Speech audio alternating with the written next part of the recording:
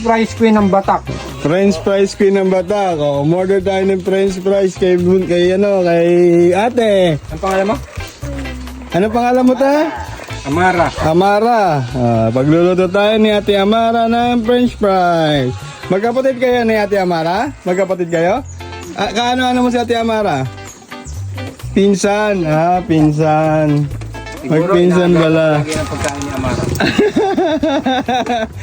Isipin nyo. Ate Amara, ilang taong ka na? 8 years old. Ikaw? 7 years old ka na. What's your name? Ano pangalan mo? Jinel. Jinel. Si Jinel, saka si Ate Amara. 8 years old, saka 7 years old. Kita nyo, nagninegosyo na. Nagluluto na sila ng French fries. Di ba? Ganyang edad madidiskarte na talaga ngayon sa panahon ngayon. Meron din silang fishball. Fishball nga ba? Fishball. Sunugin mo. Sa mga taga-Batak dyan, sa mga taga-Batak, puntahan natin si Ate Amara, saka si 8 years old pa lang, nagne-negosyo na.